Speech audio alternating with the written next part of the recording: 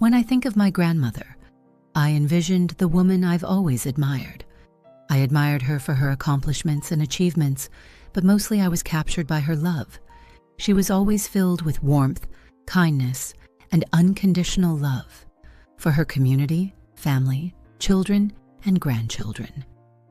To those around her, Bobet was a role model, someone to turn to in need, someone you could always count on, someone who did tremendous work in the shadow and never wanted to be in the spotlight. She was much more than the average woman. What was her story? Deborah Denise Silber was born May 26, 1938 in France. Her parents, Shaya and Raizel Silber, had 5 children. The eldest, Feiga Esther, passed away young from a childhood illness. 2 boys, Jojo and Edmond. The youngest, Micheline. Raizel Goldberger and Shaya Silber were both Hungarian.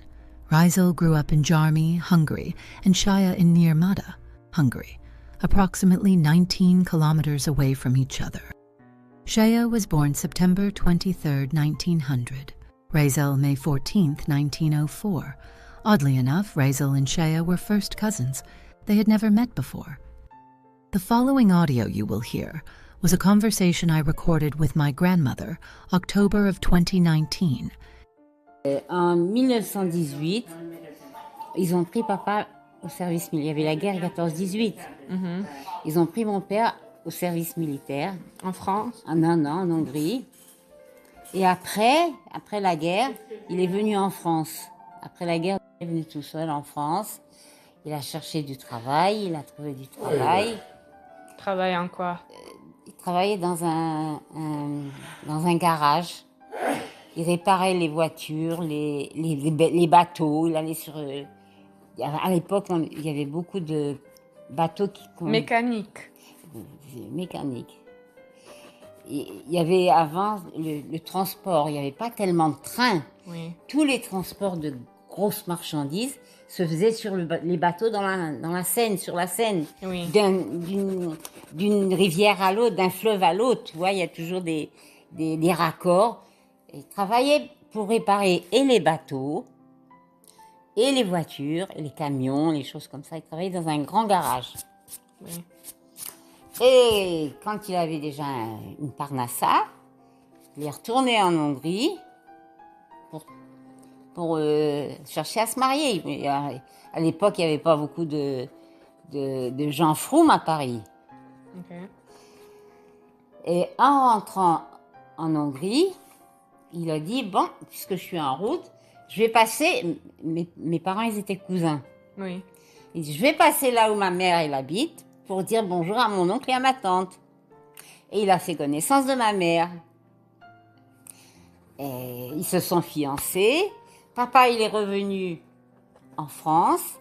Il a acheté une maison. Il s'est installé à Vigneux. Et maman, elle est venue... Vigneux? Vigneux. C'est où ça en France? C'est à côté de Brunois. Ok. Ça, c'est dans le sud? Sud. Ou... Sud.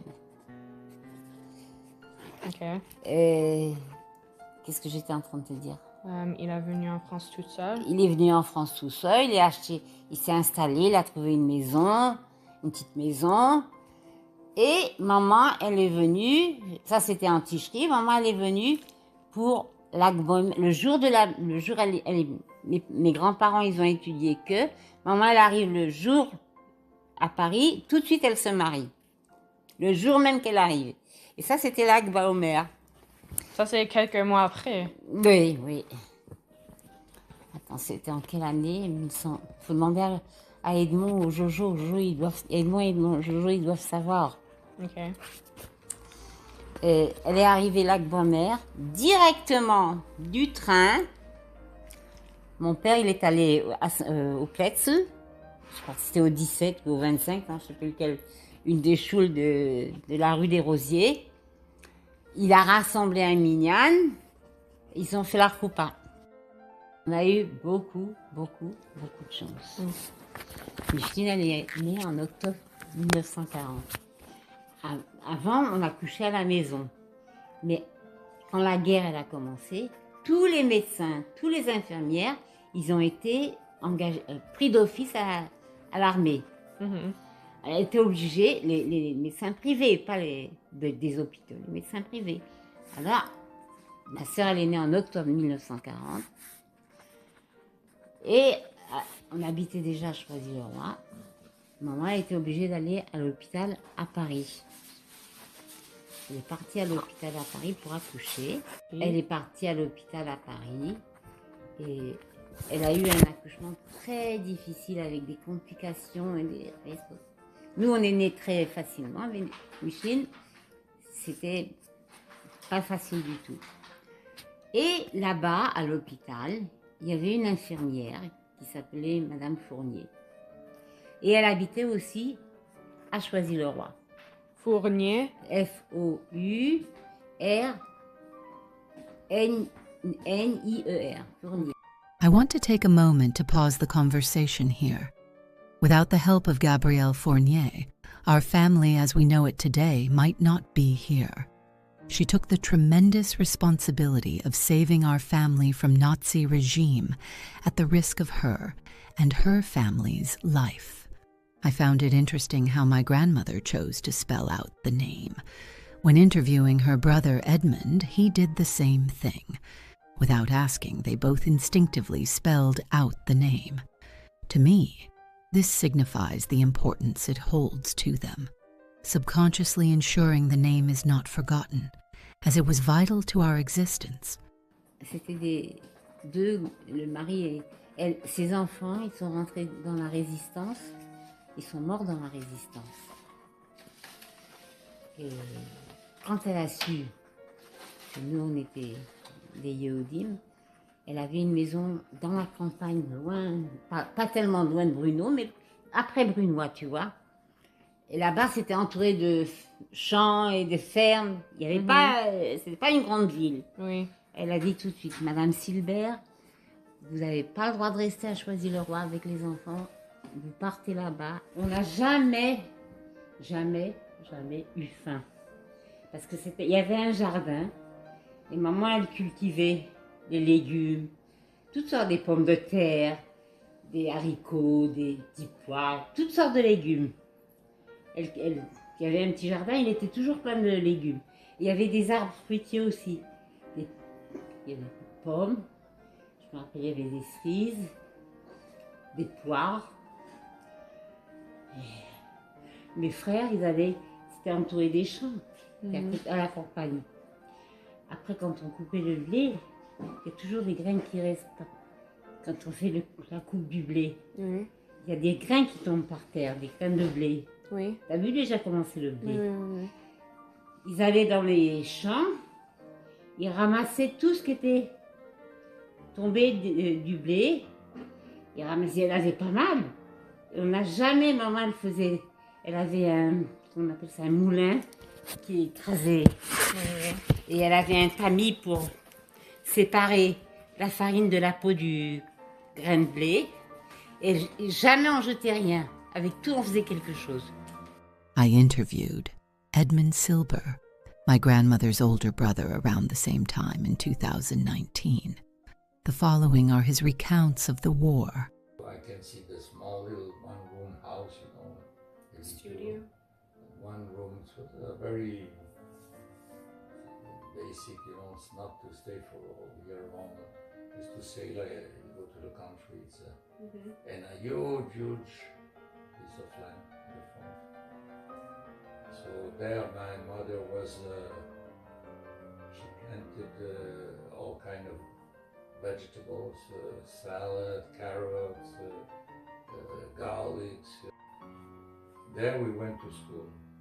Really? Yeah. During the war? Yeah. I don't think we didn't change the name. I don't remember. So everyone went to school? Yeah. Yeah, and even my sister, we were talking about, she remembers. My father was working. He was away? He was in Choisy-le-Roi, still stayed there. Oh, he wasn't with you this whole time? Yeah, and on the weekend he came by bicycle, he came to join us. Because the train was dangerous.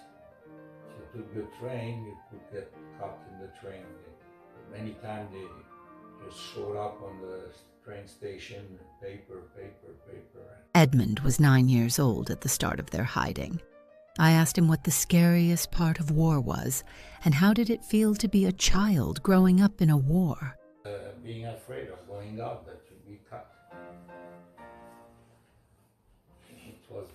You never knew when it was going to happen, because you came and, one day in Choisy-le-Roi, they killed a German officer, the resistance. Mm-hmm.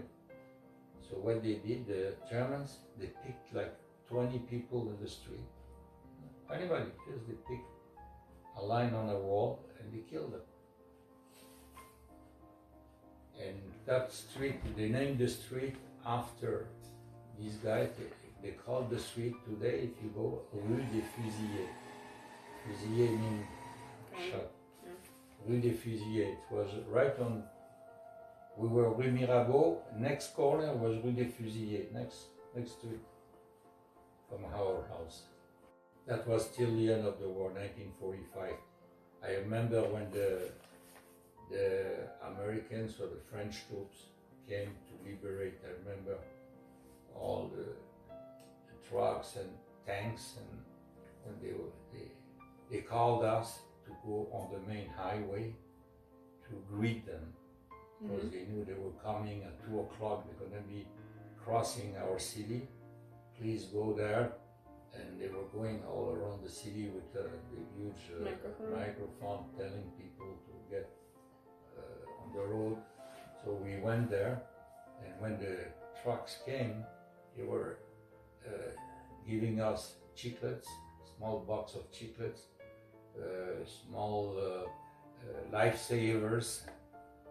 There were also cigarettes, little 5 cigarettes pack. In a little pack, 5 cigarettes, Camel, Chesterfield, Philip Morris, all these brands.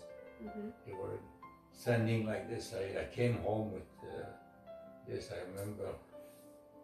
What amazes me the most is the woman Devora became. When I think of her accomplishments, they are not the standards in society. She did not have a post-secondary education, fancy degrees, a corporate jobs, own many properties, or have significant funds in the bank. Devora was a mother to 12 children, a grandmother to 71, and a great-grandmother to an ever-growing number. Each family member was always greeted with love and affection. She took the time to find cute postcards and write personal messages. When in her presence, she made sure to make you feel special, going out of her way to buy a fresh pastry or getting you a gift. She was incredibly warm, patient, and affectionate. With no hesitation, she donated large amounts of money to various causes, privately, seeking no external validation or recognition. She spent hours fundraising, baking, and planning events for members in the community who could not afford weddings or milestone events. Once again, silently in the shadows, it was who she was. Selfless. I question, how could she have done it? My grandfather was the sole provider. She raised 12 children late 1950s to 1970s. The economy couldn't have been that great. Her sister-in-law, Ruth, told me her repeated quote, "Vite fait, bien fait. Do it fast, but do it well." I suppose she had busy days fitting in all the tasks in her schedule. I have inherited her Silber Type A personality, which gives me great pride and the ability to juggle multiple tasks while meeting deadlines. Beyond her lifetime achievements, her impact extends beyond her 86 years on Earth. She built an empire, one across the globe. North America, South America, Europe, and Israel all contributing to light and warmth. She continues to spread, doing selfless acts for those who need, being there for Jewish communities, ensuring her hardship and perseverance never dim who we are as people, the children of Israel. As the year goes by following her passing, I look at the candle commemorating her life. It makes me emotional. as I know I will never get the opportunity again to feel her embrace or to hear her stories. I am comforted knowing she will always remain in my life. A part of her is in me and those around me, in our actions, accomplishments, and endeavors. As the candle burns, I know it will soon not be renewed. The year will be completed. Despite that, another candle will not take its place. I know that it is a light that will never fade.